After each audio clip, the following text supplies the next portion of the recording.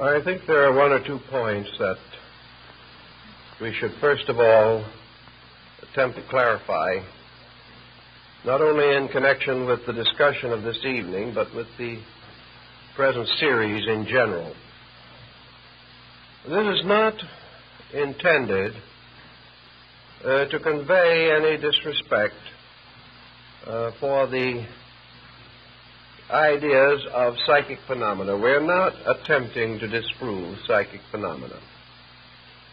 What we are attempting to do is to point out personal experiences, particularly in those areas of so-called or actual psychic phenomena, which have a direct bearing upon the psychological integration of the individual.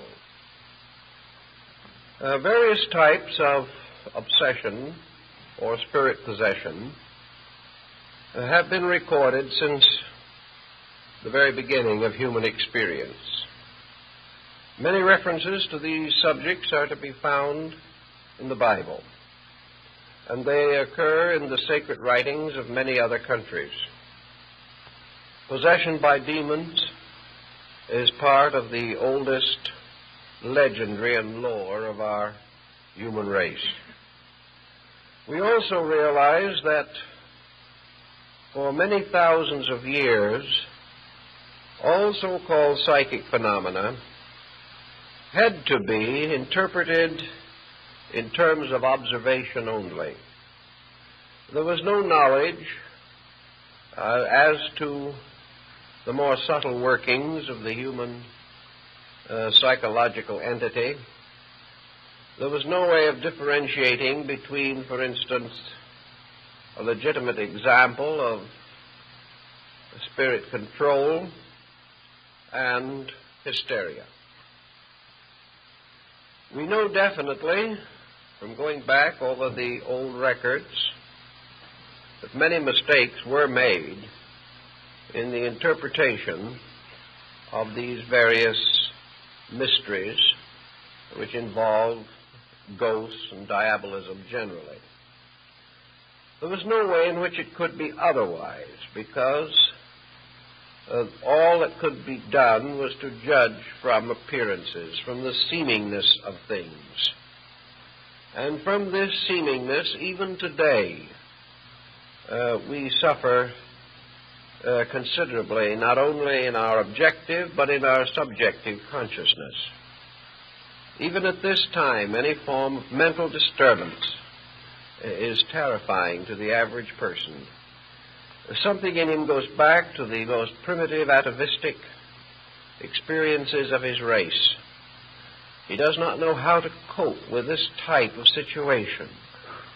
Very often he has no clear concept of right attitude toward the mentally disturbed. He is afraid of them, or else he takes the position that they're putting it all on, or that they could straighten themselves out if they wanted to, and things of this nature. It's very hard for us to handle this type of ailment even now. It is one of the most difficult and thankless jobs in the world. This brings us definitely to several situations that I think we have to clarify. First of all, the term obsession, as it is now used, has two distinct meanings. Obsession in old times and among metaphysicians today implies the control of the conscious faculties of a person by the consciousness of some other being. Obsession, therefore, is really an individual whose inner life has been taken over or stolen from him by something else. And this something else or someone else is now using the body of that person. This type of obsession, of course, belongs largely to the older theological concepts. It was believed in for thousands of years before any modern psychological theory was available, and various exorcisms to drive out these obsessing or possessing spirits are recorded in all the religious literature of mankind. The second type of meaning for the word obsession is very largely recent. And obsession has come psychologically to mean that the individual is possessed by some fragment of his own total personality. By obsession is meant an extraordinary fixation of some kind. Therefore, we say that a person is obsessed by an idea, that he is possessed by a notion. We feel that under certain conditions also, certain phases of the personality can become completely possessive, that the individual can be possessed by his own fears, by his own worries, by his own anxieties. And the moment the person loses control of his total personality, and some other part of that personality usurps power, we are inclined to think of it as obsession. A man, as we realize, is made up of a number of different natures, a number of different fragmentary personalities. Under normal conditions, these are all subservient to the dominant psychic mood. They are dominant only perhaps in dreams or in sleep, but in consciousness, the fragments are under the control of a leader. And this leader is the normal self-consciousness of the person. While this leadership is maintained, any effort to break the natural harmony of such organization is observed as a dangerous symptom. The total consciousness, therefore, rejects minor aberrations. It refuses to grant to certain phases of its own nature the power to control the rest. Thus, for example, an individual who has an inordinate attitude toward alcohol, who likes to drink too much, if he has a controlling consciousness, this consciousness tells him to get sober and stay sober, and he does. As long as this consciousness is ruling, all of these pressures that are within the personality are held in check. It is like a strong government. While government is strong, crime and all these other antisocial factors are very largely controlled. If government becomes weak or corrupted, then we find immediately a lowering of the general condition of the community. Now, one thing that is always noticeable, where weakness afflicts the central area of consciousness, that as a result, there is always a lowering. The threshold drops. The individual who ceases to exercise his own consciousness is not benefited in any way by this loss of central control. It is very difficult to imagine a great nation that would be better if it had no laws. Actually, there are a few people to whom perhaps the absence of law would have very little effect upon living. But for the overwhelming majority, the moment legal defense was lowered, crime would increase. Now, it is the same in the case of the individual lowering the defenses of his own consciousness. He is never the better if the central conscious core loses control. Whatever fragments take over are always less than the total picture. Therefore, we find almost no indication that possession or obsession or control of any kind, whether considered psychically or psychologically, that such control contributes a great deal to the improvement of the person. Usually, something is weakened. And this is all the more true in the case of psychological control. Now, the old religions of the world have pointed out that there have been legitimate instances in which a comparatively humble person has been overshadowed by a great spiritual being. That for one reason or another, the individual has come to be possessed by a sacred or Holy Spirit. That a Holy Spirit has descended upon them, as the mysterious Spirit that descended upon the apostles at Pentecost. Obviously, we would not expect a divine Spirit descending upon an individual to hurt them, to corrupt them, or to lead them away from the paths of righteousness and right conduct. Thus, from even the time of Aquinas and Albertus Magnus in the Middle Ages, it was customary to divide spirits into constructive and destructive. And perhaps we can formulate a very simple rule.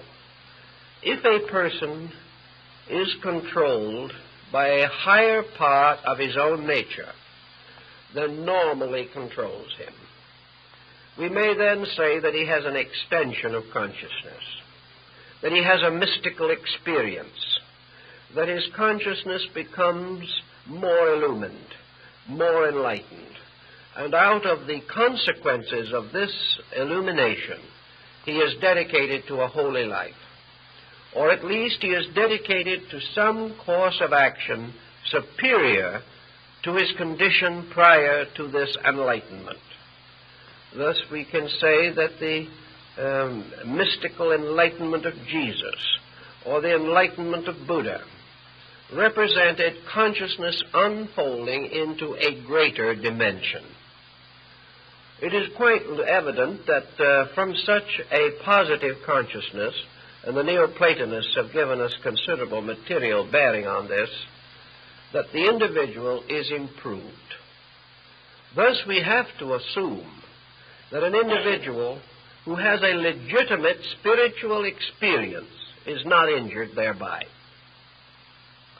By converse circumstance, an individual who is injured by any kind of a metaphysical experience cannot regard this experience as constructive. If he is injured, then the circumstance is not good. If he is improved, then perhaps the circumstance is good. But he has to be very careful in measuring the degrees and conditions of his improvement. Improvement is not measured in a sense of self-satisfaction. Improvement is not a self-delusion due to a psychosis of some nature. The individual is not simply filled with wonderfulness and then slowly collapses. This sense of superiority, of the attainment of a greater or higher level, must always be measured in terms of a better adjusted life, that the person has a larger area of constructive, real living. He is not gradually disappearing into a phantom-inhabited realm. He does not vanish into a mysterious cloud of celestials. The truly enlightened person becomes a more useful, a more reasonable, a better self-disciplined, better integrated individual, with better attitudes toward every situation that can arise in life. Therefore, we have no argument whatever with any situation which causes the person to grow. If it happens that he is perfectly convinced that this growth is due to possession by a superior entity, that is his business. If he regards it as the result of a deeper internal integration with his own consciousness, this is also according to his own conviction, and he should follow his conviction. The problem is a very simple one. By their works, so shall ye know them.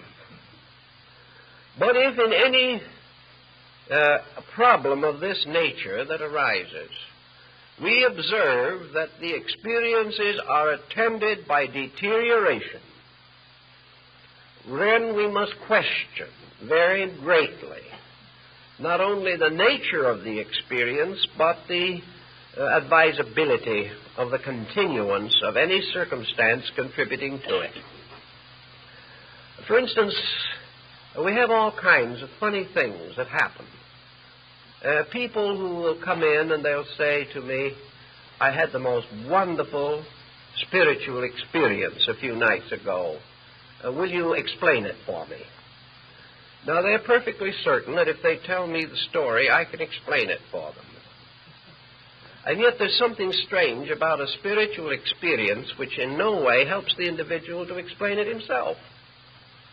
Here is something that is, to him, a proof of enlargement of consciousness.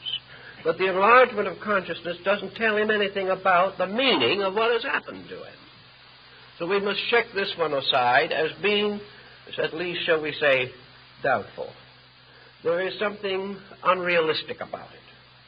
The individual who becomes more and more spiritual without any increase in wisdom or insight, it's a little dangerous situation. It's something that we have to think about very carefully. Now, in the beginning, these situations perhaps are extremely borderline. But I'm reaching the place in life now where I have followed these various situations over periods of years. I have been able to see them work out in hundreds of cases. Therefore, perhaps I have a little better license to guess on these things than some other individuals who have had very limited or no experience. But this we say empirically, that the ancient divided all such psychic manifestations as spirit control, obsession, or possession into two grand classifications, one of which was possession by good spirits and the other by bad spirits. Good spirits worked good. Bad spirits worked evil. And we have to find out, if we can, what is meant by the fact that bad spirits do work evil. The first thing that you observe in most cases is that the individual coming under an obsessional or possessional condition begins to lower his threshold. This is one of the most common symptoms that we have. And the only answer immediately is that whatever it is, the situation is bad. This person is less a person than he was before. He may not do what I have seen some do, get down on the grass in front of his house and bark like a dog. But he may find that under the influence of these spirits, certain things happen. And here is a typical case, so typical that it could be multiplied to infinity. The individual has an experience which he cannot explain entirely. This experience has arisen from any one of several causes. Nearly always there is a reasonably obvious cause. And one of the most common is that he has attempted to develop spiritual faculties in some way. He has joined some organization, he has read some book, he has done something whereby he wanted to develop some spiritual overtones in his nature. Sometimes if you ask him why he wanted to, the cat is out of the bag. Because you will find in most cases that his motives, while good in the common sense of the word, were not good on the level of the thing he was trying to do. He might say, well, I've always been extremely shy, I've never adjusted well socially, I wanted to develop strength of personality. Well, we have courses on the subject. No one would regard this as especially bad, but I think that an individual who is having these kind of personality deficiencies should go somewhere where they can teach him to make friends and influence people. I don't think he should use religious means to achieve this end. I think he should just take any one of the number of courses for increasing charm that are available and leave the matter in the material world where it belongs. Another individual who is lonely or neurotic or has had a broken home, is unadjusted, reaches out into these mysterious zones for almost any one of a number of complicated motives. Most of these motives are not essentially the correct one. This individual does not want to become wiser simply that he may live better in the sense of his spiritual values. He does not want to become wiser for the one and total reason that he wants to dedicate his life to the service of other people. This is not his kind of motive. He wants perhaps to be wiser. Maybe he'd like to do a little good, but maybe he's trying to build a status symbol in himself. There are all kinds of motives. But nearly everyone who gets into these troubles has tried to use some religious or mystical means of unfolding his internal life. He may have gotten into bad company when he started. He may have been totally unfit for the procedure. He may have created a situation within his own nature which was not at all reasonable or practical. But in the beginning, whatever it was, he seemed to enter into a very beautiful summer land. A summer land of a warm, rosy sense of personal superiority. He really is getting somewhere. His spiritual ambitions were beginning to make him think in terms of divinity being just around the corner. He may have any one of a whole variety of minor psychic phenomena. He may get the irresistible impulse to write poetry. He may develop automatic writing. He may hear voices, and these voices tell him how wonderful everything is and how very wonderful he is. Then gradually, the situation unfolds a little more. He has visions and dreams. He wanders around and picks up a couple of dozen initiations along the way. By this time, he is on his way to spiritual aristocracy. Things are getting more important, more wonderful every moment, and he has also accumulated the manuscripts of at least 3 books on spiritual values that are going to change the course of human destiny. This goes on for a while. Sometimes it goes on for a year, sometimes for several years. And then something begins to go bad. Little by little, these internal experiences lose something of their beauty. They begin to lose something of their purity. The individual slowly begins to sense that there is an evil presence somewhere in this. He begins to suspect very strongly that he is being taken over by some kind of a destructive force. The marvelous, ecstatic symptoms of mysticism that he has experienced now begin to be rather creeping, fearful things associated almost with the fears and frights of a person in a haunted house. Little by little, these spiritual forces around him turn into demons. They plague him. They won't let him sleep. They cause all kinds of strange sensations in his body. They attack his emotional structure. They increase his animal instincts profoundly. Little by little, he becomes frightened to death of some kind of a Pandora's box he has opened and cannot close again. And instead of going on to greater and greater bliss, he gradually sinks into a terror that not only can destroy his happiness, but may very well ultimately destroy his reason. Now, this pattern is so familiar, so constant, that it is very difficult not to give it some consideration. In the early stages of the problem, when everything is beautiful, you can't tell the person that he's headed into trouble. After he gets a little way into trouble, you can't tell him it's his own fault. He won't believe you anymore. And when he is in really deep trouble, you can't do anything for him because he will not accept any reasonable attitude toward his situation. All he wants you to do is to tell him how terribly somebody else is injuring him. Now, in this procedure also, the individual, gradually sensing a rising tide of evil around him, who begins to sense these negative forces creeping in, whose sleep is disturbed, who has this sense of the presence of hatred and hateful things, begins to try to explain it. Who is trying to hurt him? Well, at this stage of the game, he can hit on almost anyone. Sometimes these people turn on their very nearest and dearest friends, accusing them of every kind of psychic malpractice. Sometimes they turn upon religious leaders, whom they regard as being responsible for their condition.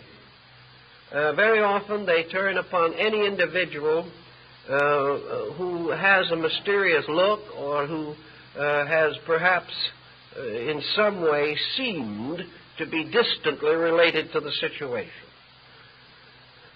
From that time on, this strange injury becomes a problem of psychic malpractice. The individual suffering from the situation can only think of one answer. Someone is attempting to destroy him. And as it goes on and on and on, he gains greater fear of this destroying thing. And because of its gradual inroad upon his own consciousness and integration, he loses by degrees any power to resist it. He loses any way to solve this problem. And if by some chance he might be the victim of some person who is sending evil thoughts to him, he is sure that these evil thoughts are arriving. In most cases that I have known, people who are supposed to send evil thoughts haven't got enough energy in them to send anything, and no skill with which to direct anything they did send. But to someone who is being hurt, each of these other weaklings, these persons who have no real knowledge of anything, take on the appearance of Svengalis. Each one is endowed or imbued with tremendous black and evil forces. Before it's over, the person is simply fighting back in the ghost world of Central Africa or something of that nature. He's back in the jungle of the witch doctor and the juju man, a jungle of Bhutan, as it is called in the West Indies, a jungle of sorcery and witchcraft that seems strangely and mysteriously out of place in the 20th century world in which we live. But to those who suffer, this is nothing funny. Their own problem is an extremely serious and difficult one. And they are gradually bringing themselves into a situation of mind and emotion in which they are going to fight desperately against help. And as it becomes more and more obvious, the situation that they are in, they become more and more like the truly mentally sick, who will accuse everyone who tries to help them of wanting to hurt them more. It is a very discouraging, confusing, difficult situation. It is because of this type of thing, which I have seen repeated so frequently, that I am slow to advise anyone to lift this lid of the Pandora's box. There seems to be very little that can come out of the box that is worth the danger associated with it. Individuals who have dabbled with these subjects have become founders of organizations and leaders of movements, and they have developed followings, and their followings are getting into trouble all the time. No one seems to know what the real facts are. Everyone is sure that they are living in a world of vampires and warlocks. They believe definitely in werewolves and werebats. And there is nothing in these legends of Dracula that they have not experienced in some way. Now, this isn't really a very happy state of affairs. It seems so desperately unnecessary. It would seem as though something within the individual should pick him out of this dilemma at an early date. Why he does not pick himself out of it perhaps is best understood when we analyze problems involving alcoholism and narcotic addiction. There comes a time in both of these when dependency upon an abnormal situation becomes so great that the individual no longer even struggles to restore normalcy. Also, if you have had many years of this type of situation, it is very hard to face it. It is hard to face the fact that you have deceived yourself or you have been deceived by others for perhaps the best part of a lifetime. People cannot face these emergencies, and especially when the entire emotional nature has already been seriously damaged by attitudes that were not right or not constructive. I doubt very much if psychology, as we know it today, can do very much for what might be termed advanced cases of this difficulty. Once the individual reaches an advanced stage, he fights all help, because the only thing he wants to prove is that he is right. He does not want to get well. He wants to prove that he is suffering because he has been terribly hurt, injured, or afflicted. It is far more important for him to be able to prove the presence of a demon than it is to get rid of the demon. It's hard to believe this, but there are so many people who just have to be right, and they would rather die than admit that they are not right. And in this area, if you will not admit that you are not right, you're very apt to die. And so in time, these cases disappear and others take their place, but the old mystery goes on. And while the area is comparatively limited, the difficulties within it can be extremely terrifying to those who are picked up in some such a situation. The only answers that we know or have for these problems are rather simple, and yet in many instances they are adequate. The first problem you have to find is some way of convincing the person in trouble that a trained outsider who knows this field and knows the situations thoroughly is more likely to be right than they are. Now, this is hard to do. One way upon which some have succeeded was by charging $50 an interview. Somehow we feel an individual must be terribly right if we have to pay him $50. We listen to him then. Even if we don't agree with him, we listen to him, because it's costing us money. Well, this is one way in which sometimes you can create an attitude of respect. It isn't the best, but it's sometimes the only one there is. You cannot help these people unless you can, in some way, convince them that you know more about their problem than they do. Most of them will declare that this is impossible because they are living with the problem. Yet in many areas we know that there are patterns and plans of things which can be grasped or understood better by an outsider than a person who is involved in the situation. This is sometimes true of marriage counseling, where a third person can be very much more effective than the two who are deeply involved, either romantically or in controversy. It is also true that the average physician can give us some help in matters of dyspepsia, when perhaps we would not be able to correct the condition alone.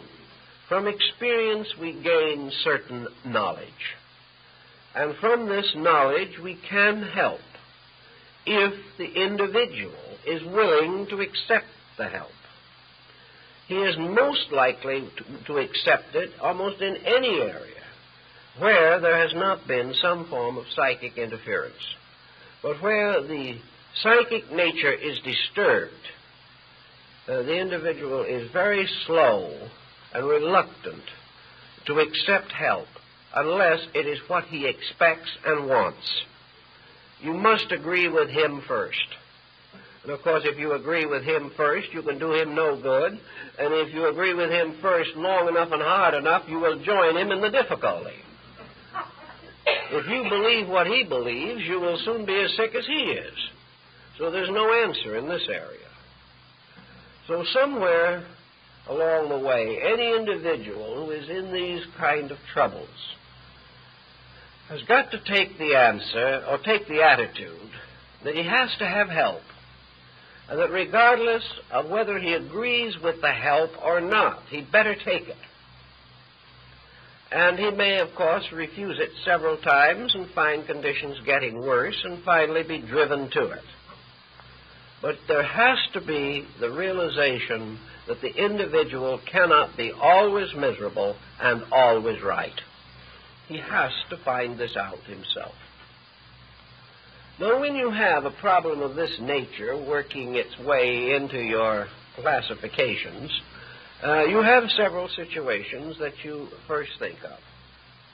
To the average person involved in some form of mystical problem, the only question is to distinguish, if possible, the nature of the offending spirit, or the possessing entity, or the obsessing demon. To a great many persons, there's no question about these things at all, any more than there was question in the minds of the monks of the 12th century who went out waving wolfbane in front of the noses of presumably possessed people. It was not a question of any doubt concerning the possession. It was just trying to discover the details with a little greater clarity than before. I don't feel that we can approach the problem in this way. We have a very different basic way of life.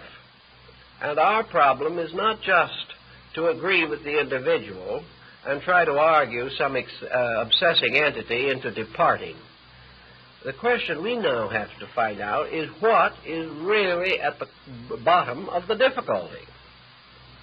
We have to try to study the various possibilities, to consider one against another, to weigh one condition against another. We no longer, for example, today believe, as the Greeks did, that everyone who has epilepsy is inhabited by a god, that a special deity is responsible for epilepsy, and that all individuals having it are by that factor alone divine beings. We question that very strongly today. And I think from experience of thousands of years, we have a right to question it. And we have a right to question a great many other things that were once generally believed. So a person comes to us discussing or describing symptoms which might arise from 50 different causes. As far as he is concerned, they can only arise from one cause, the cause that he has attributed to them. But if we go no further than to pat him on the back and say, that's right, we are not helping him any, because if he is right, he is in worse trouble than he probably thought he was. So we have to try to find out what causes strange and mysterious feelings within a person. What causes him to have the belief or feeling that mysterious creatures are crawling on him at night, presuming, of course, that he's sober? What would cause him to have such feelings?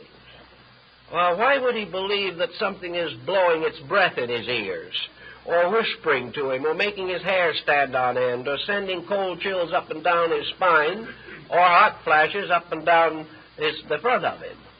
What is causing these things? Why do his arms twitch? Why does he sense or feel that the bed is moving? Well, if he has delirium tremens, why, we just sort of decide that's it. But most of these people do not have delirium tremens. So they say we hear voices, we see things, we see lights dancing in front of us, we see ghostly shadows standing around, we think or do hear tappings on tables. Our cat looks at us with a very bleary look, as though it is seeing a great many things that we cannot see, puts its tail between its legs and runs away. We have the sense of people being around. We hear voices constantly chattering at us. We smell strange odors all the way from fragrancy to the most abominable smells. The house seems to shake. We've lost all our friends. The situation is well out of hand. Now, what is the cause of it? Well, we can get advice in a number of ways. But I think the problem that we have to determine very definitely is what are the most likely, reasonable explanations. Not what is the most fantastic one. Not what is the one that will permit us to keep all of our previous beliefs and go on having these miseries. But what is it that would help us to find out what is wrong and what can we do about it? So usually when an individual comes in with a situation of this type, we recommend a complete physical checkup. It is so prosaic that they look at us with the deepest sense of, we'll say, almost repugnance. They didn't believe anyone could be stupid enough to make that suggestion. But it pays off in a great many cases. We find that these symptoms are present in various combinations in a great many physical ailments. These symptoms also sometimes announce the inroads of sickness. If the symptoms are quickly caught, the individual makes a good recovery. If physical symptoms are mistaken for spiritual symptoms and the individual tries to combat them by mental means year after year, he is liable to wake up someday in too advanced a case of physical sickness to hope for a recovery. So let us be very simple about these things and very direct. I have known cases of very complicated metaphysical symptoms that with a little interpretation could mean almost anything, that were finally traced to high blood pressure. And when the blood pressure was corrected, the symptoms ceased. Now, a legitimate spiritual entity does not depart because the blood pressure is normal. Therefore, we have every reason to assume that any treatment that removes the symptoms permanently without addiction to any drug or medication must have come fairly close to the cause. We also find that a great many of these symptoms arise from compound stress pressures. We find that individuals do not always have the same kind of battle fatigue in this world. What we used to call a nervous breakdown can arise from any number of different causes. It can arise from any stress that reaches a condition when it becomes unendurable. And each person has a different breaking point. Now, some individuals, when they have a truly nervous breakdown, simply have a general dislocation, we might say, of the sympathetic nervous system. They simply become nervously uncoordinated. They cannot stand strain. They develop symptoms of hysteria.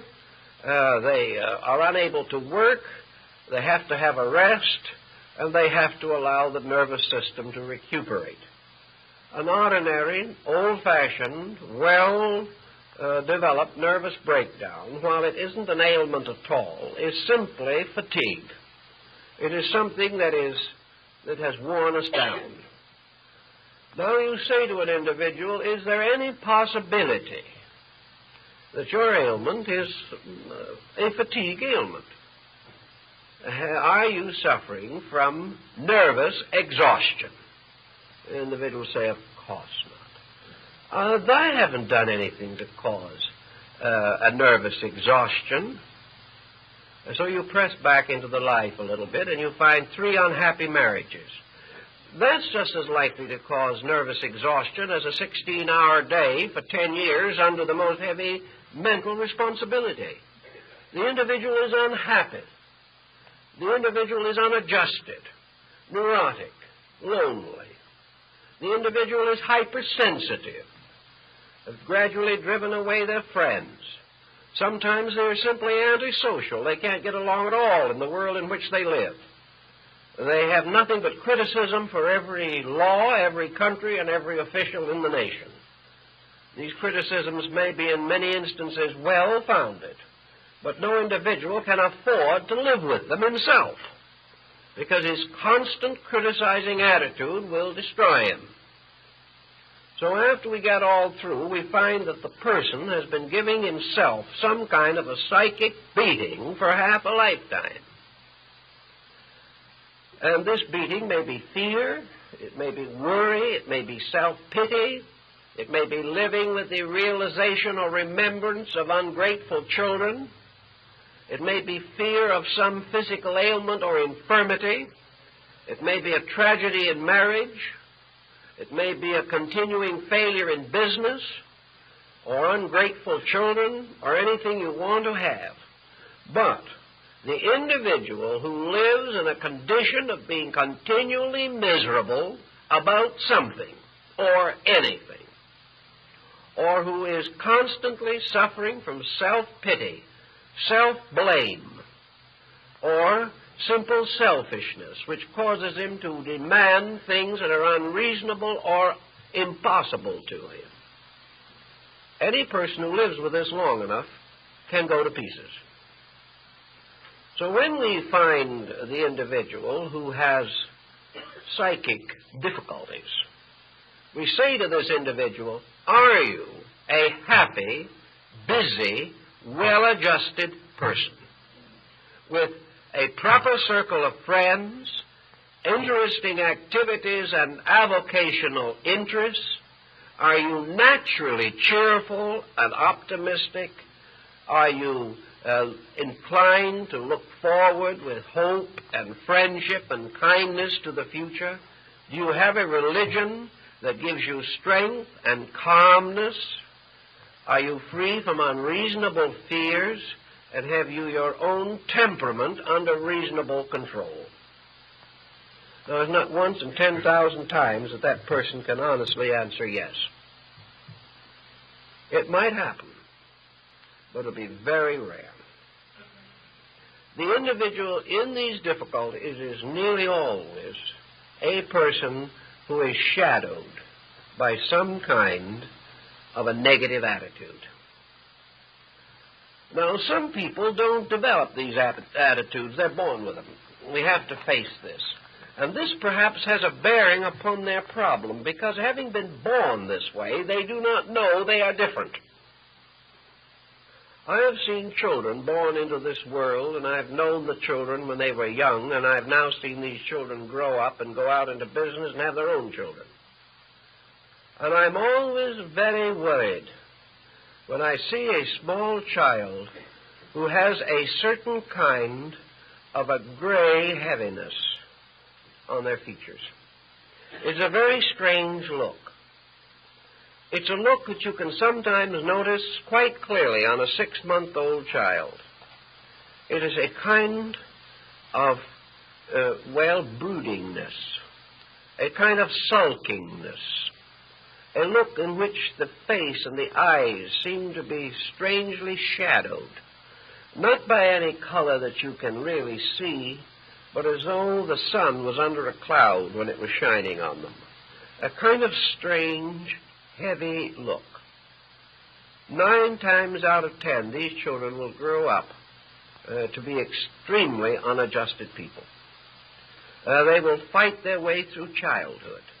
They will never be happy, no matter what you do for them. They will never be appreciative, no matter what you give them. They will misinterpret everything that you try to do or say. They will resent punishment even when it is needed. They will escape from discipline by every subterfuge imaginable. And usually, in an effort to get their own way, they develop early in life the habit of the tantrum. The tantrum being this emotional outburst, which is at first a theatrical production on the part of the child simply to discomfort the parent, and to get its own way, because the parent just doesn't want to live through this type of thing. And if the child gets away with it a few times, the tantrum becomes the basis of hysteria. And from that time on, in every emergency of life, the individual will slip into an hysterical condition. As time goes on, this hysteria closes in. Wherever we have, therefore, any of these severe temperamental pressures, we have an individual who can gradually create a variety of reactions from within himself which he cannot understand. Hysteria is a mysterious term. In the mid-Victorian period, an individual who was hysterical was usually a young lady who proceeded to faint in somebody's arms. This was about all the world knew about hysteria. Today we know that hysteria is not the same thing as an hysterical spell. The individual who faints gracefully in somebody's arms is in no danger at all, because they've decided where they were going to land before they fell. The problem today is the hysteria that breaks through, often a rather strong, perhaps overly disciplined personality. And breaking through may assume a group of different phenomenal aspects. We have hysterical blindness, in which the individual is factually and actually blind, but there is nothing wrong with their eyes. We have an hysterical diabetes, in which blood sugar will run very high to a dangerous point and can be fatal, but the individual does not actually have diabetes. We can have hysterical deafness, and people have had it for 20 years. We can have hysterical paralysis, in which the individual can be held to a wheelchair for half a lifetime. And occasionally we have these so-called recorded miracles, in which a person apparently suffering from some one of these incurable ailments, which cannot be otherwise diagnosed by even the average specialist in the field, has what might be termed a miraculous recovery. He miraculously got over something he never had. But hysteria gave him all of the symptoms of that ailment. Now, if hysteria can cause you to be palsied for 20 years, or can prevent you from being able to get out of a wheelchair for half a lifetime, we realize that hysteria can not only affect the physical body, but the entire psychic integration. The individual under hysteria may have practically any type of delusion. The individual under hysteria can hypnotize himself. And under auto-hypnosis, you can see and hear and talk to things which have been created out of your own mind, just as certainly as under a professional hypnotist, you can assume that the living room rug is a river and take off your shoes and socks and try to wade across it. You can have visual phenomena. And to the average person, that which he sees has to be true. That is part of his philosophy of life. Therefore, when this type of thing takes on some psychical overtone, it never occurs to him to doubt it. You cannot tell him that he didn't see the ghost, because he did see it. And all the effort in the world to try to convince him of the real facts are meaningless, because he is making a basic mistake. He is forgetting the power of his own consciousness to force visualization. He is forgetting the fact that by the process of auto-hypnosis, he can see anything that he demands to see. He can hear anything. He can just as easily perform a ream of automatic writing. He can, by auto-hypnosis, produce any kind of auditory phenomena. He can also hear all kinds of voices, and he can create by this auto-hypnosis a continuing condition in which, by restating the hypnosis, just as in ordinary examples, he can continue to perpetuate the same general type of experiences over a lifetime. Now, why should he want to? He doesn't. Auto-hypnosis in this case is nothing but the gradual building up of an attitude until it takes over dominion of the life. The individual is therefore now psychologically obsessed. He is obsessed by a belief. He is obsessed by, for instance, by a common situation that we hear frequently referred to. The individual says, "I've always been unhappy. It seems as though everything I ever tried to do went wrong." This is a good start for an obsession, because the individual, by continuing to repeat this, will gradually create a condition in which he will reduce the probabilities of anything good happening to him, and will in time, if the condition continues to close around him, create morbid fatalities and tragedies which will take on miraculous or metaphysical implications. He will finally really believe that some evil spirit is persecuting him. So we come back to the original problem. Is the person who is in trouble a really well-integrated person in himself? If he isn't, this is one of his difficulties. The next problem that frequently presents itself is a religious one. What is the religious conviction of the individual who gets into these difficulties? The answer usually has to be one of two. First, that the individual belongs to some religious movement that believes in this, that believes that these demons are going to be possible, and has threatened, perhaps, the sufferer with some penalty for disobedience, and the sufferer, having the sense of guilt within himself, has thereby regarded it necessary for him to accept the punishment. The second type of person most likely to be in trouble is the one religiously bewildered, who has no firm foundations, who has no clear concept of religious values, and has really no interest in trying to understand the basic philosophies of life upon which a strong, well-oriented character can be built. We do not find many good students of philosophy and related matters in this kind of trouble. We find people who have not thought too clearly, and therefore to whom anything may be true.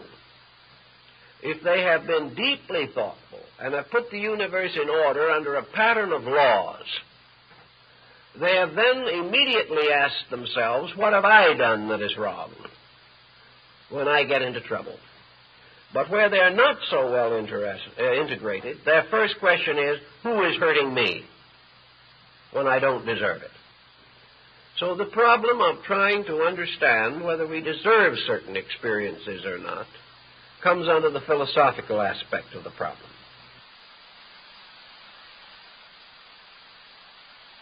But we have these two general areas. The third situation that sometimes has to be taken into very definite consideration is a present continuing adversity by which the individual has reached a point of internal despair.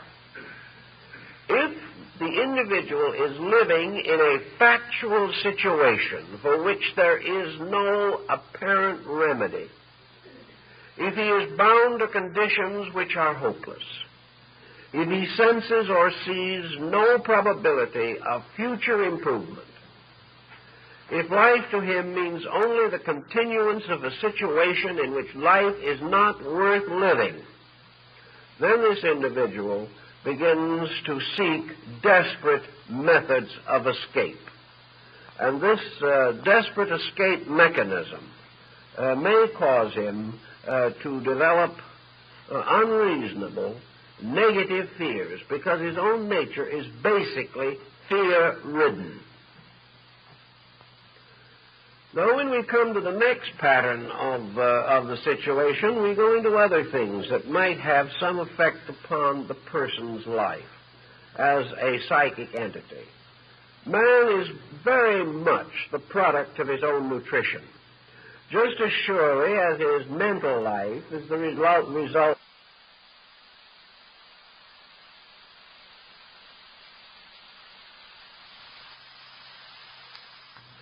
So his physical life, which includes the manifestation of his mental and emotional patterns, may very well be heavily influenced by the way it is fed.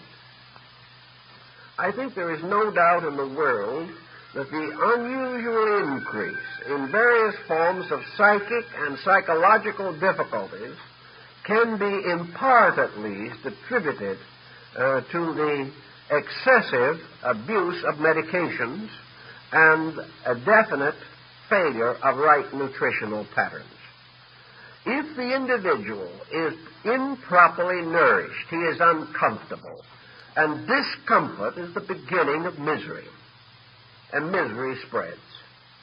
The individual who is physically uncomfortable or is physically without adequate supporting energy is a natural possibility for psychic depression. If his energies do not maintain him, if he doesn't get up in the morning feeling like facing the day with a good hope, if he has to crawl around hour after hour half dead, it is very easy for him to fall into negative mental and emotional patterns. And if this goes on long enough and he has recourse to stimulants to get a day's work done, he is on his way to further trouble. Therefore, I have observed that in a great many cases, people suffering from various psychic and psychological disturbances are suffering from malnutrition or from various faulty types of nutrition. We have to realize that in order to maintain the relationship between the mental, emotional structure and the physical nervous system, the machinery has to be in reasonable functioning order. If you have a beautiful television set and a bad tube in it, the pattern, the program will never come through distinctly. You will have distortion. And these problems that we are concerned with are distortions. They are something that is not coming through correctly. So we must begin to take consideration of these possibilities. There are all kinds of circumstances that can lead to an upset in the biochemical balance of the human body. If this is badly unbalanced, we will have mental and emotional symptoms as inevitable results. One problem that we can have, for example, is through over-medication, that we have unbalanced the natural aptitudes and functions of the organs or the various chemical processes of the body. We can open ourselves to one kind of sickness while taking medications against another. We also know that we are all subject to adulterated foods and various substitutions within our food patterns. We know that we are not able to be sure that poisonous materials are not present in at least small degrees in many food products as preservatives, and that gradually we may be undermining our health in the vain process of trying to keep alive. Now, probably the system will handle a certain amount of this abuse with fair ease. And if the nature is otherwise well integrated, the person may have an occasional spell of low vitality, but he'll snap out of it.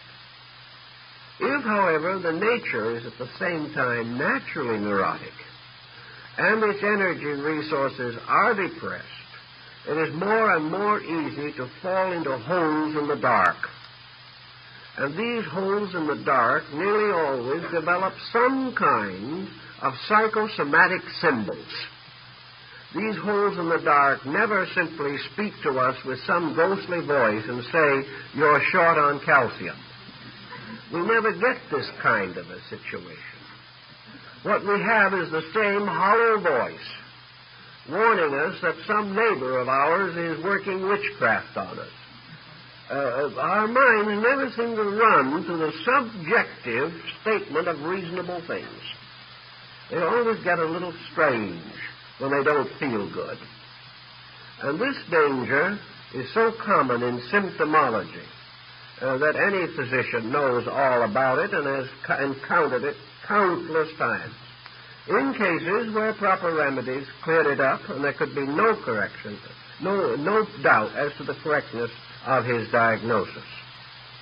So we have this type of thing to consider. We have the problem of exercise, the proper maintenance of the body. We have the problem of carbon monoxide, of various sterilizers in the water system of a city. We have every type of thing you can think of, fighting with our health and our survival. Not necessarily killing us. That would be rather too simple. Rather letting us suffer for a long time in a state of being about 2/3 alive and 1/3 dead. Now, the 1/3 that is dead, however, will never lie down. That 1/3 will haunt the other 2/3 as long as we live. Then when we get a little further along in this problem, I've noticed a number of other problems that have come along that are interesting. Just as surely as we have physical allergies, we have psychic allergy. Some individuals cannot wear wool without breaking out as though they had strawberry rash. Another individual cannot stand a certain type of house paint. He breaks out with a rash that looks as though he had been rolling around in a bed of poison ivy. All kinds of allergies arise in the personal life. Now, we all also have psychic allergies. We all of us have certain things which psychically or psychologically we particularly resent. When we get too close to these things or they move in upon us, we promptly get sick. We rebel against them. And just as certain types of poison can cause convulsion, so we can have a very definite psychic convulsion if we are exposed long enough to certain psychic pressures. Which pressures they are in each individual we can only learn as we learn what allergies may be from a great deal of testing. But it is perfectly possible for an individual, otherwise quite happy and contented, to have powerful psychic antipathies to people, powerful psychic affinities to undesirable circumstances or characteristics, or to be in a position or condition to be made sick by the repetition of an event. All this type of thing may have its bearing on the psychic integration of the person. We could go on to a great many other different problems. For instance, defect in hearing, or defect in vision, or the injury to any of the sensory perceptions, or a basic permanent injury to some part of the nervous system, or an old chronic accident. These can all give trouble. Then there's another thing that can give so much trouble that we almost think that it represents one of the primary curses of the human race, and that is poor elimination. Poor elimination is responsible for more pseudo-yogi experiences than any single cause. The individual becomes so toxic that he is not sure whether he's heading for perdition or nirvana. He can have everything that would normally be associated with narcotic or alcoholic intoxication. And neither the narcotic addict nor the alcoholic very often sees anything nice. He always sees hurtful, dangerous, evil things, slimy things, things that seem to rise from some strange, lower world, not things that are beautiful and fine and noble, simply because the psychic integration will not permit him to live on a level of alcoholism and at the same time have the capacity to experience subjectively beautiful experiences. It's just not possible within the gamut of the human framework that such things should occur.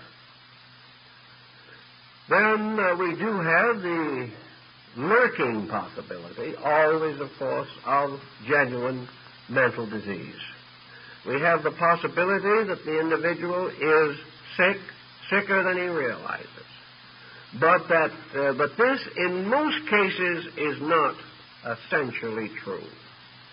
I have seen a great many cases in which the patient would certainly have been regarded as an advanced mental case by any normal mental specialist who did get himself out of his condition well and did pull out and make an excellent recovery without medical help at all, simply because it is almost impossible today to detect the difference between a pseudo-ailment and a genuine expression of the same situation.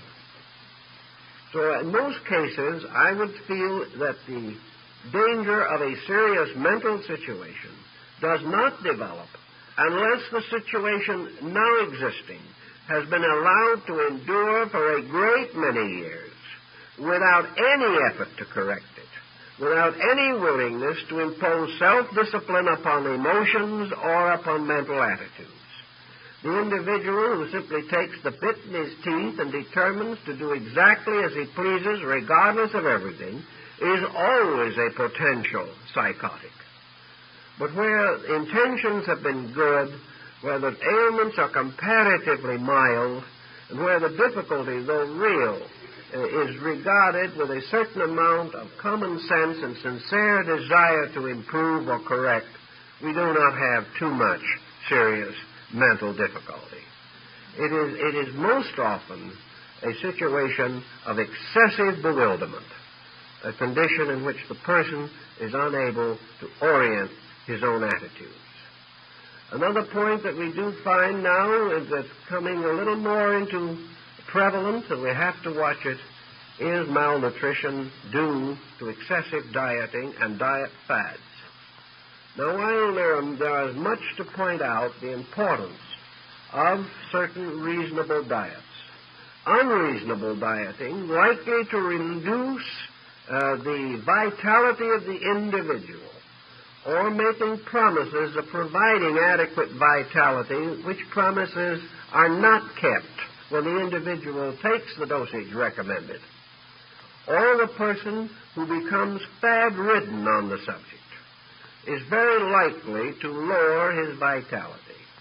And if he does lower his vitality, we have to realize that malnutrition is one of the basic factors in the stimulation of psychic symptoms.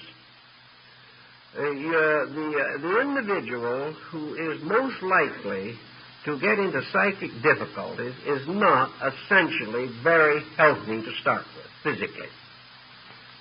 Sometimes they are overweight. This is quite common of psychics. Overweight due to lymphatic and glandular imbalance. Sometimes they have debility due to failure to take in the food materials which are the first line of defense against psychic pressure.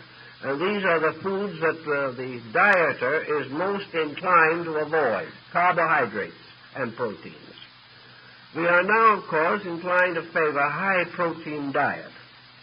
But the carbohydrates are the ones that keep the individual with his feet very much physically on the ground. Now, he cannot always take them in excess, but where he cuts them too low, where he takes them entirely out of his diet, or tries to get along with almost none of them, he is almost certain to create greater activity of the pituitary, and when he does this, he is more inclined to have visions or hallucinational experiences. So that when we get someone who's in trouble, we try to check some of these things to find out whether the difficulty arises from some basic mistake that the person is making. If we find that this physical situation does exist, then it is obviously the first area in which correction should be made. The individual, incidentally, who will not correct these simple physical situations, if they are found to be present, is a very poor candidate for any psychological correction. if he will not do the common, simple things that other people in all areas of life have learned to do, it is very difficult to convince him to do any extraordinary things. And here's where, of course, the old magicians wage their strange magic warfare of their own. And it's a complicated and curious world, and it leads to all kinds of deceits and difficulties. But our ancestors long ago began to be rather shrewd about these things. They said to themselves, let's assume for a moment that this individual is frightening himself to death. We can send him to the priest or the philosopher who will counsel him. We can send him to the doctor who will warn him. But this individual has reached a state of fear hysteria in which he simply won't listen. If you tell him that his trouble is simply due to his own loss of self-control, he will go to some other person to consult someone who has greater spiritual insight, because he knows perfectly well that he is innocent of all evil and has just been picked out to become a universal martyr.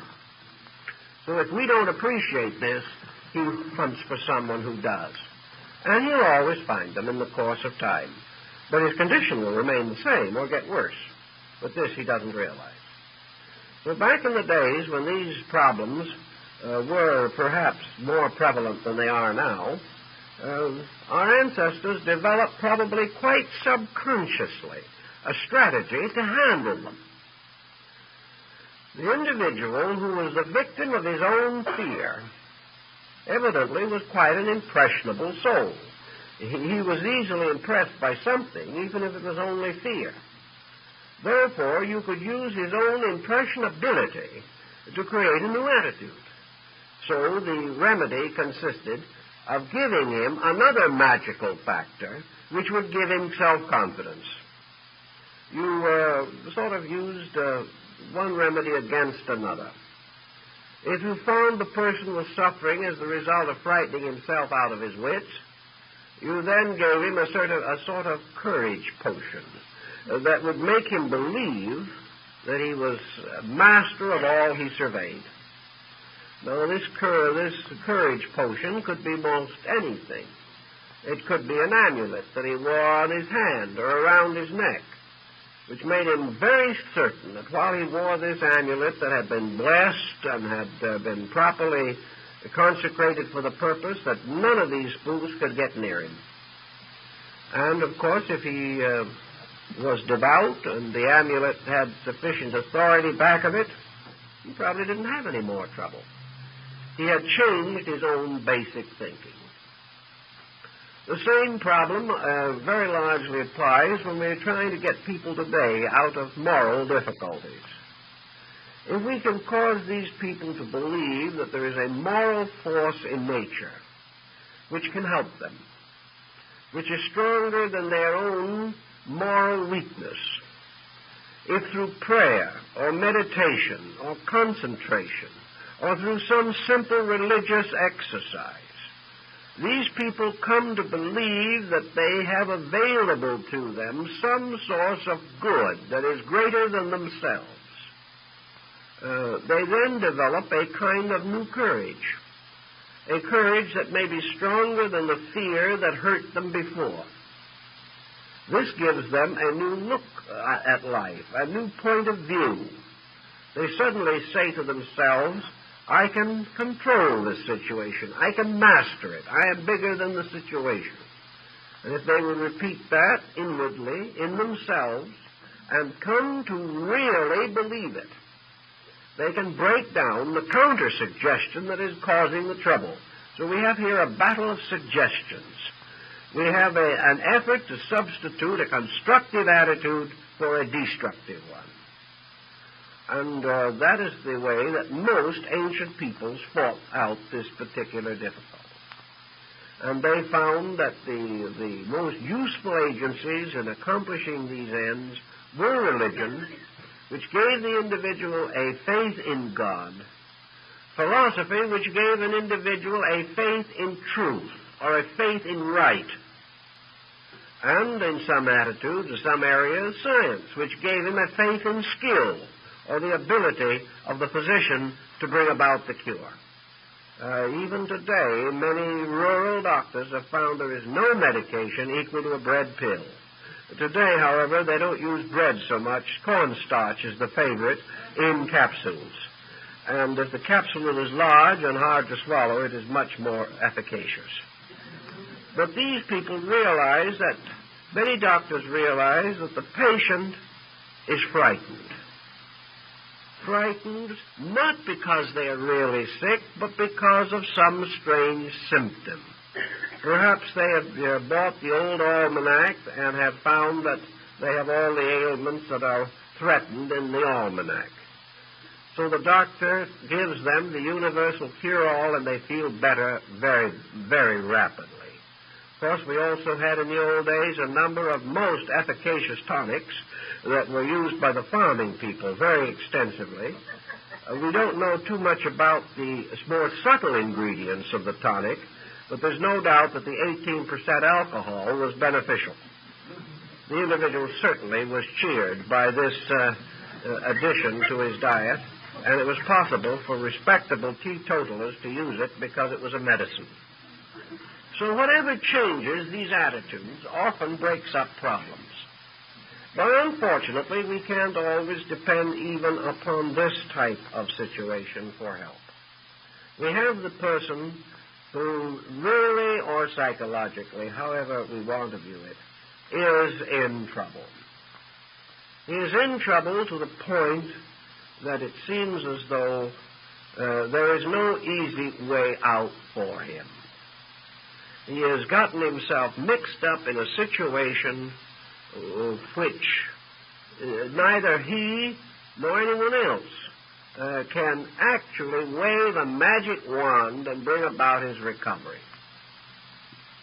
Many of these people who get into difficulties as a result of organizations that they have belonged to write to the leaders of these organizations and ask for help. Usually the leaders cannot give them any, because the leader himself doesn't know what to do with this kind of problem.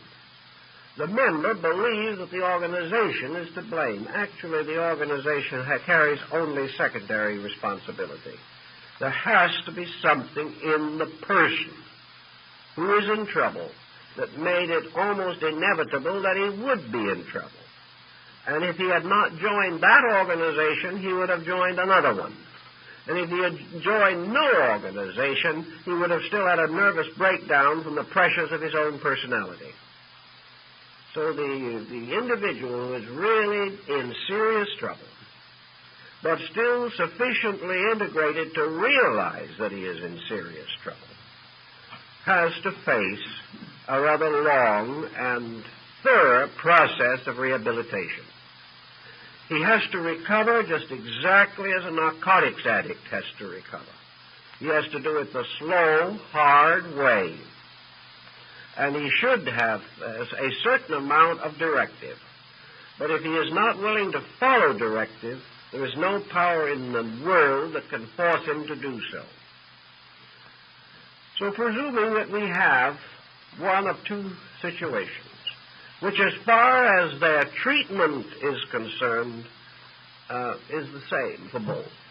Suppose we want to say now that the individual is suffering from some form of a possessing or obsessing entity, and that in this case we wish to affirm that this entity is a psychic entity, and therefore that the individual is actually what he thinks he is, or what his symptoms might cause others to believe that he is, namely possessed by a being apart from himself. Let's assume that this is one possibility.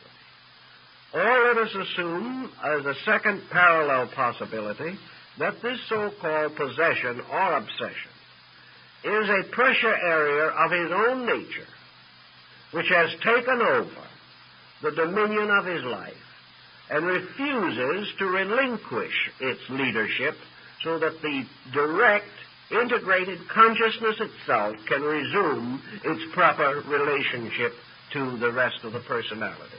In other words, that the obsession or possession is either psychic or psychological. Now, in either instance, and the problem is essentially the same in both cases, whatever is done must be done to reorganize the power of the entity itself. If that is, in this case, the person's own entity. The consciousness of the individual must be restored to leadership.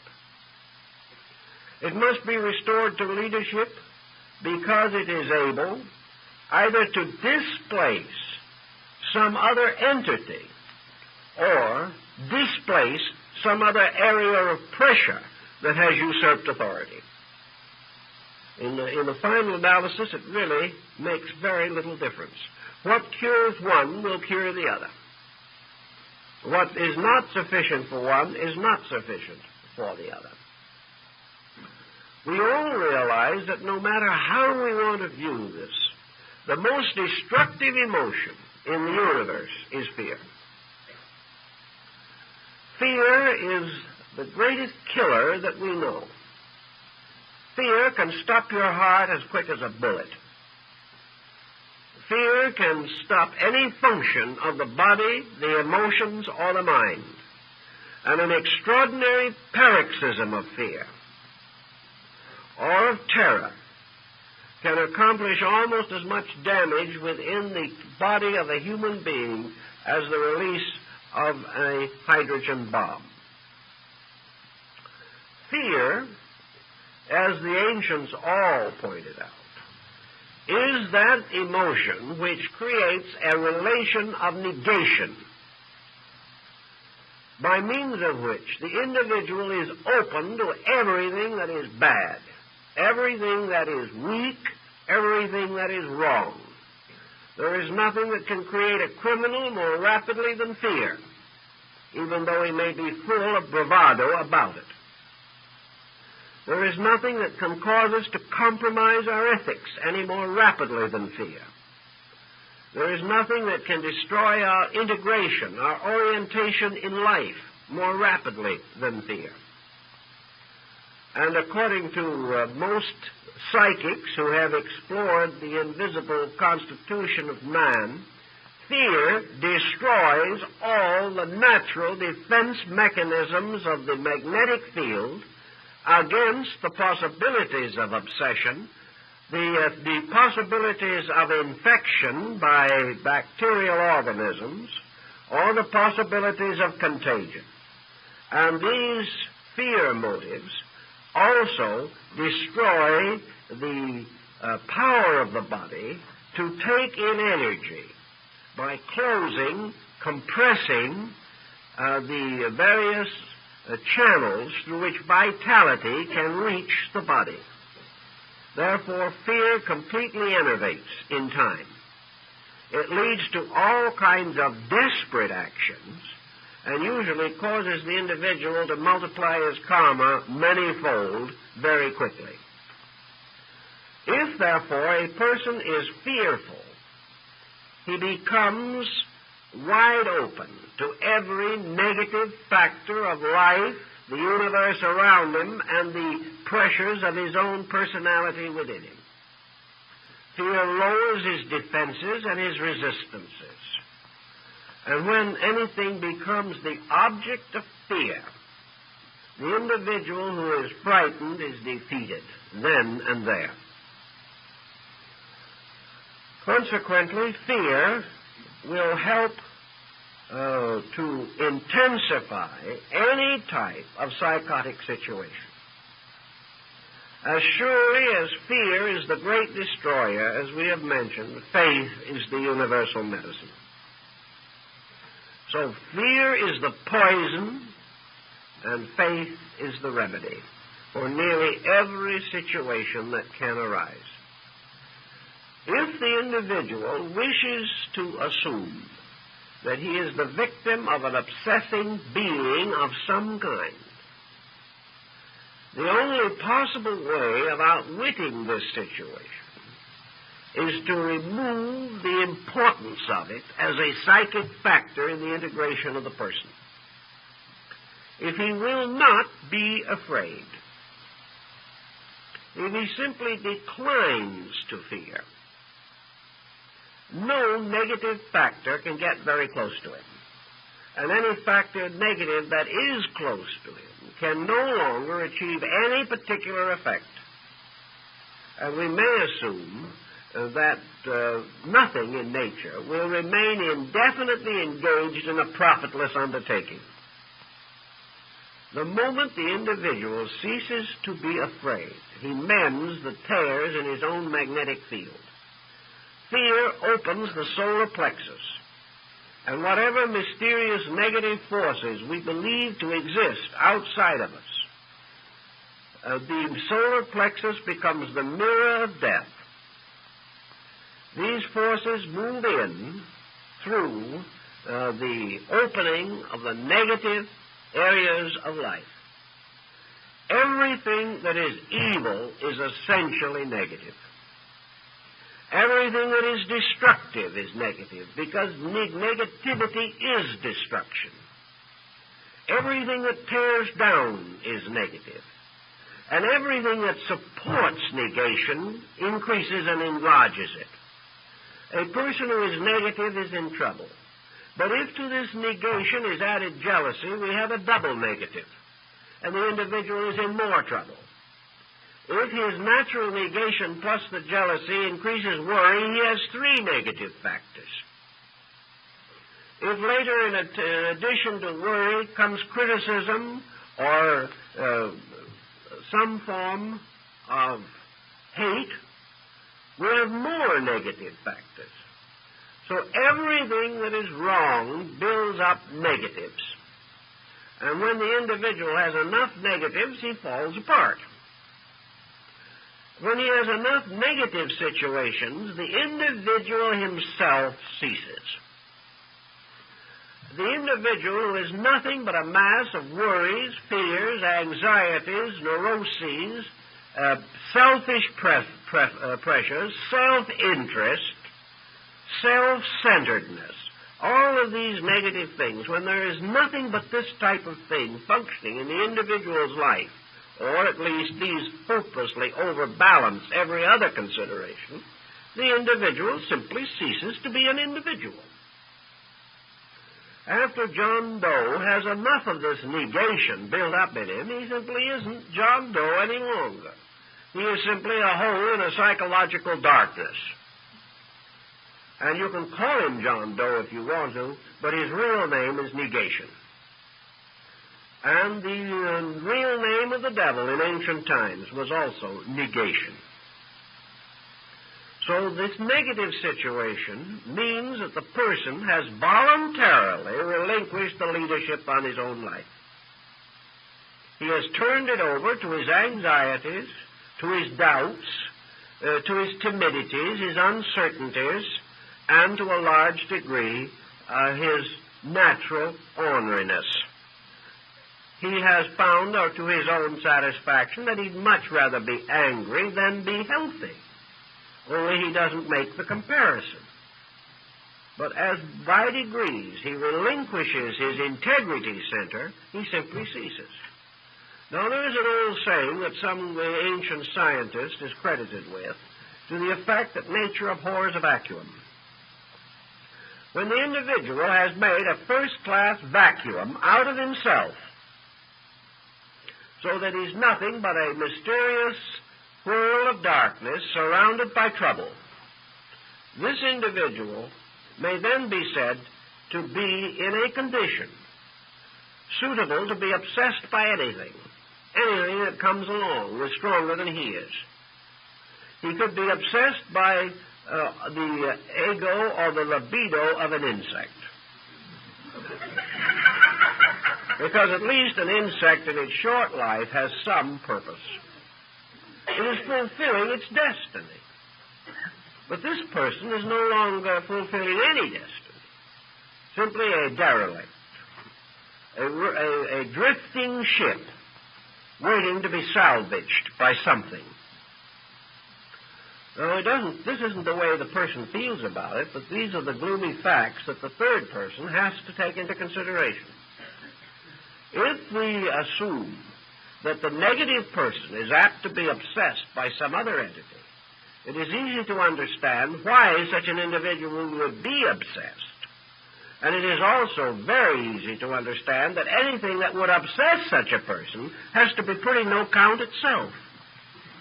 Because no entity of great value, power, and insight is going to obsess an integration that is so negative and so worthless that nothing good can be expected from it. And what happens? Wherever an obsession situation does appear, the individual simply becomes worse. He gradually gets pulled further and further into hopelessness, helplessness, and fear. The obsession never makes a man out of a fool. But it can apparently sometimes make a fool out of an individual who internally is already well along the way of foolishness.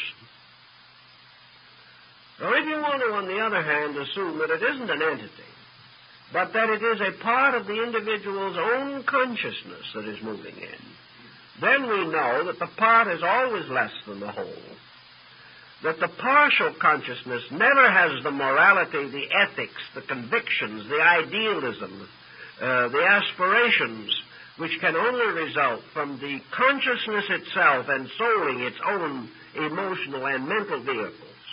So if one of these lesser vehicles takes over, the individual's morality immediately lowers. And another symptom is that when the consciousness loses control and these lower parts take over, there is a physical demoralization. The body becomes also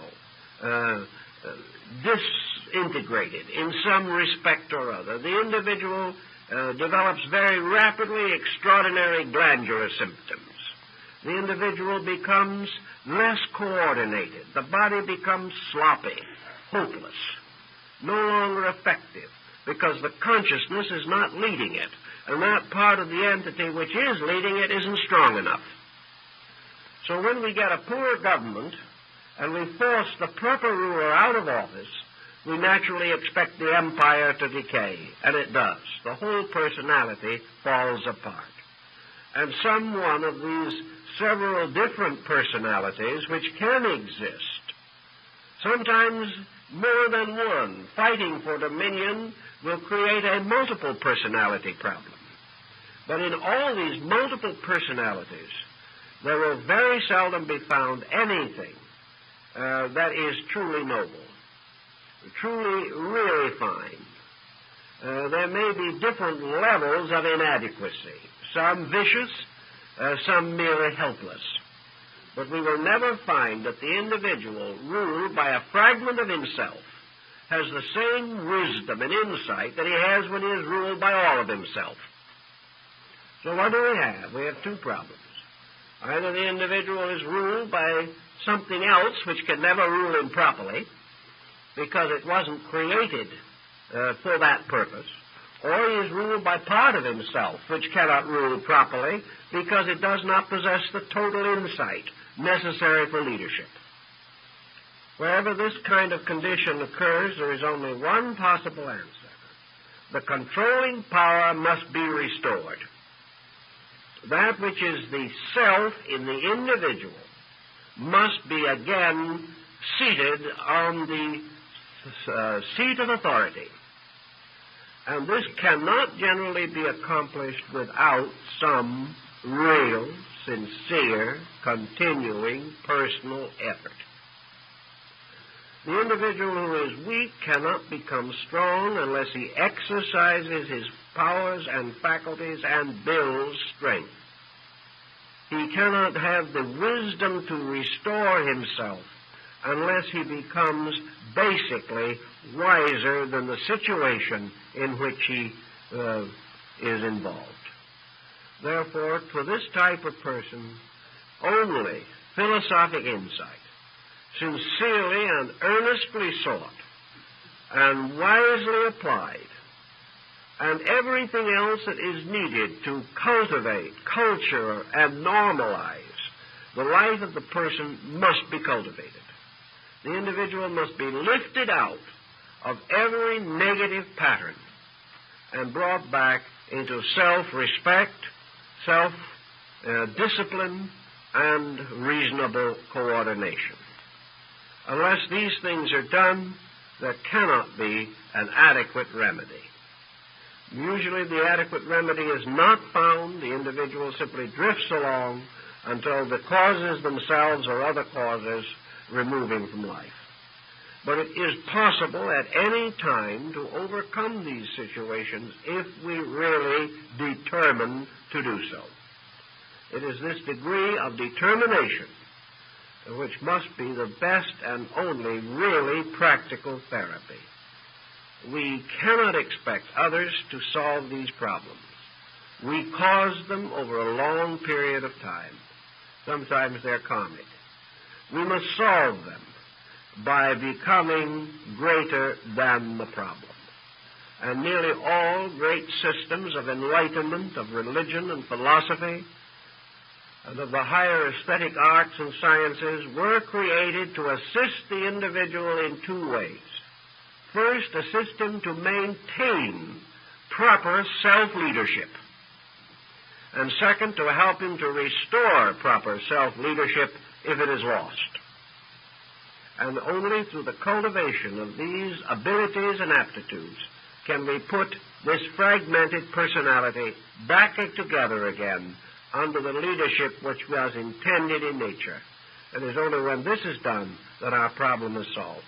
Well, our time is up, so we'll have to go into this a little more next week when we will continue some of this basic thinking. Thank you very much.